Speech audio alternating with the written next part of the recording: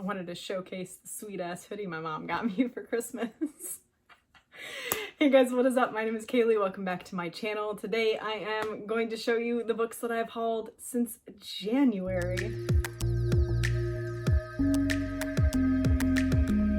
Alright, we are doing a 3-month haul because I am on a pretty strict book buying ban that I've implemented myself this year 2020.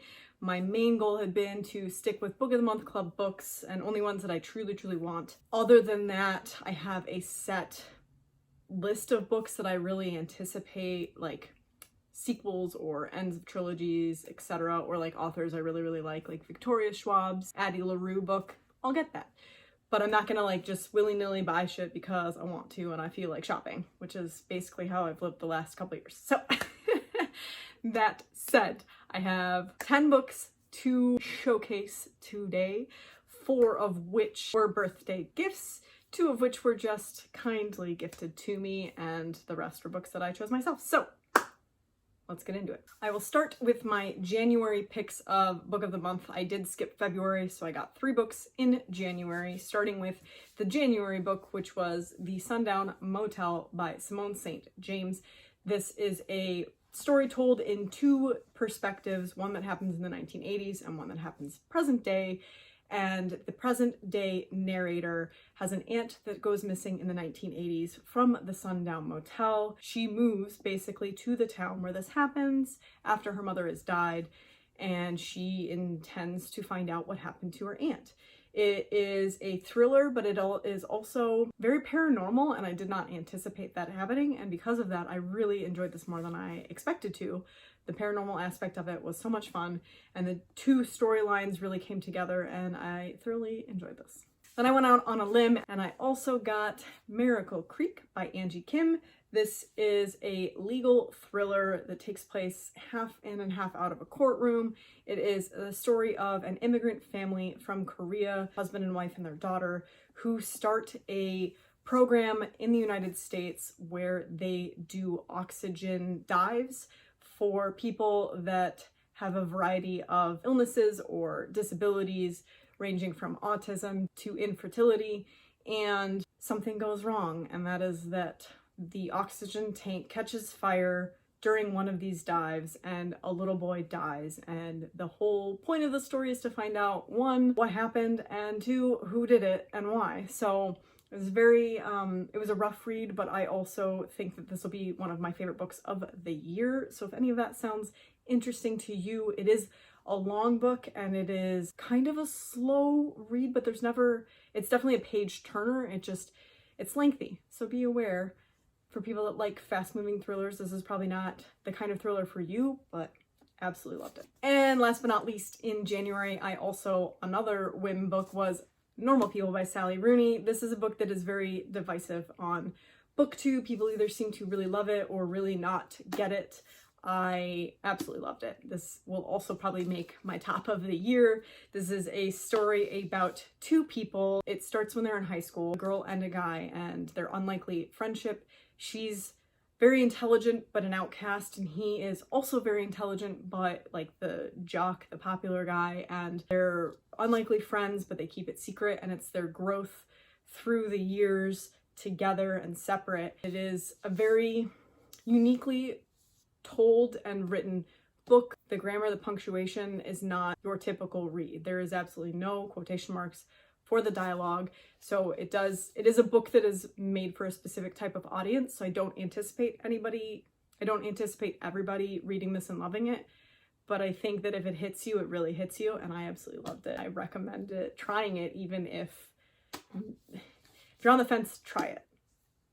That's my PSA. And my Book of the Month pick for March, I only have the dust jacket for because I'm actively reading it downstairs, is A Good Neighborhood by Therese Ann Fowler. This is a story of 2 different families that are neighbors. One family, the richer of the 2, which are like a white upper middle class family, move in next to a single Black mom with her teenage son. The culmination of the story has to do with this maple tree that's in the backyard. The single mom is very attached to her yard and her yard work, and the neighborhood is changing, and The story is kind of about a love story between the teenage son and the new family's teenage daughter, and what that kind of does to bring the two families together in seemingly a not good way. It's a story that is apparently supposed to, I'm only like 25 pages in, supposed to discuss class and racism and society as it is, and I am looking forward to seeing where it goes from where I'm at. Next, we'll move on to the two books I bought outside of Book of the Month Club for myself. One I got for my birthday, and the other I got because I really anticipated it, and I pre-ordered it, and I canceled the pre-order, and then I went to Barnes & Noble and picked it up anyway. So I did good because I canceled it from Amazon and bought it in person. But first, let's talk about The Birthday Gift to Myself, which is Such a Fun Age by Kiley Reid. This is a book that is about, I've talked about it a lot on this channel, so if you've seen it, I'll just give a brief synopsis. This is a book about a Black babysitter in her 20s that works for a white family that thinks that they are quite woke. They're not. And it's about the inherent background racism that white people have instilled within them and how they project it without even realizing it, and the way they still use people of color for their own gain to make themselves feel better and look better and be better in society. And it was an interesting read. It wasn't my favorite. I have recently started watching Little Fires Everywhere on Hulu, which is a book adaptation. I kind of want to read the book now because I've watched the first two episodes of the show, and I feel like it is doing what this book kind of was trying to get to, which is like a class and race disparity and how they can intertwine with each other familial-wise and what it does to people. It could have been a really great book, but it was okay. In any case, I'd still recommend checking it out. I gave it a pretty strong 3 stars. I'm pretty proud of myself. So far I've read everything, or I'm actively reading everything that I've put up. 2020, look at her. Okay, Crescent City, House of Earth and Blood by Sarah J. Maas. Now, if you've been here a while, you know that my relationship with Sarah J. Maas is tumultuous at best.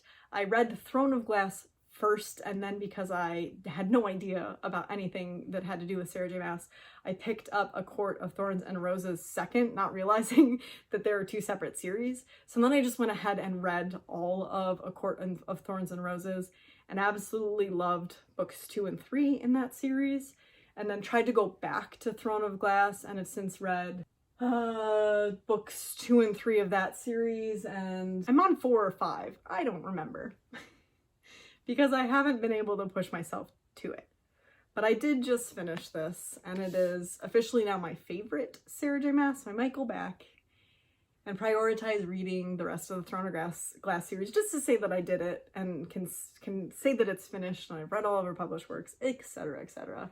But I am officially now trash for Maas. She gets looked down on, her readers get looked down on quite often, but you know what? In this book, I just said, fuck it. I know that some of the writing is tropey and that the storylines are all very similar, and you've got the alpha male and the badass female that always comes into the most power, and you know what? I'm here for it, and I really enjoyed it, and I'm glad that I went and bought it.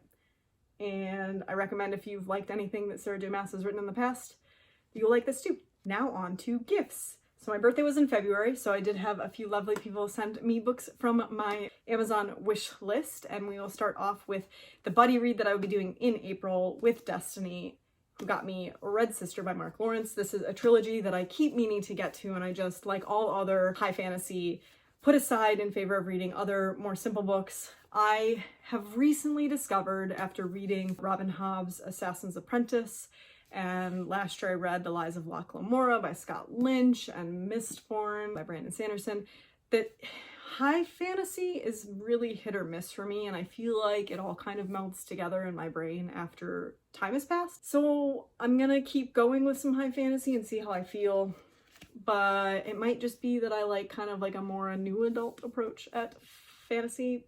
In any case, Red Sister is a story about nuns being trained as assassins. I've heard nothing but good things about this trilogy, and I can't wait to get into it, especially because I get to read it with Destiny. This will be our first buddy read together, and I am really looking forward to it. Thank you, Destiny. And the next birthday gift I got was so generous. I was so excited about this because I had put off getting it for myself because of the new book restrictions I had set for buying books this year, Lacey went ahead and got me my most anticipated book of the year, which is The King of Crows by Libba Bray.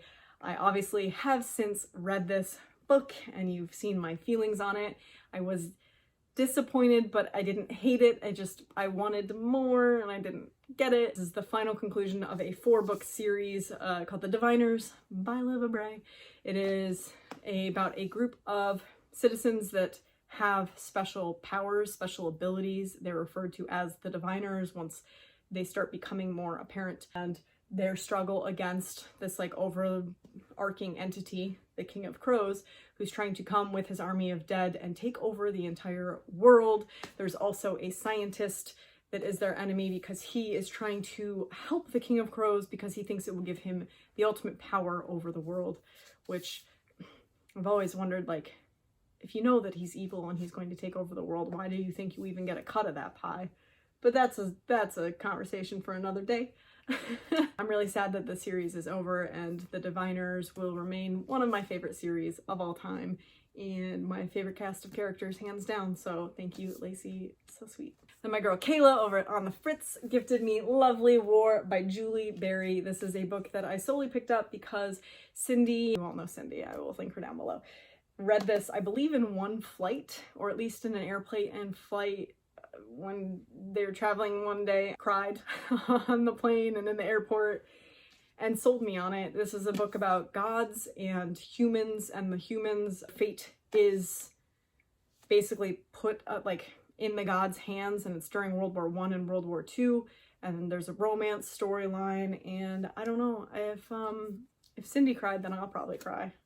So I'm looking forward to it. And last but certainly not least, Chelsea over at Chelsea Darling Reads sent me Heartstopper Volume 2, the sweetest little romance graphic novel series about Charlie and Nick and their like coming of age, coming out stories of best friends to boyfriends, and it's really, really sweet, and I'm excited to carry on in the series. I know Volume 3 just dropped, so I'm gonna try and get my hands on that at some point.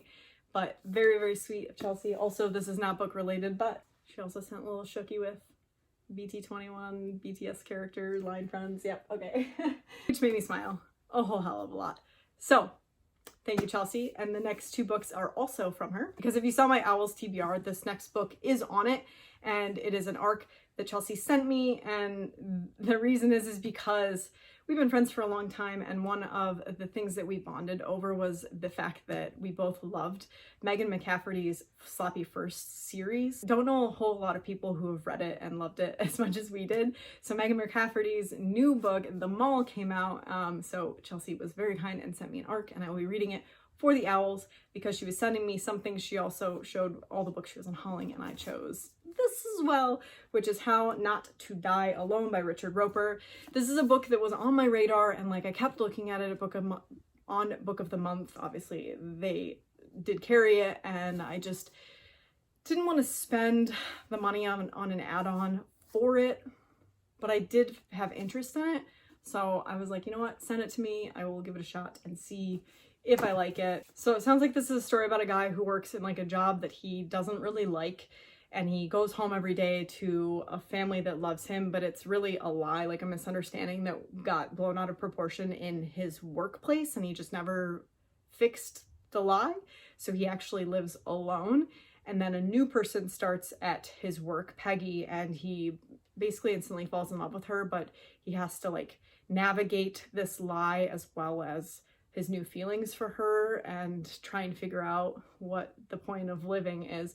So, I mean, it sounds a little cheesy, and I'm not sure that I will fully love it, especially told from a guy's perspective when miscommunication is one of my least favorite tropes, but if it's handled right, it could be good, so I'm looking forward to it. So that is it, guys. I know I said 10 in the beginning, I miscounted, and it's 12.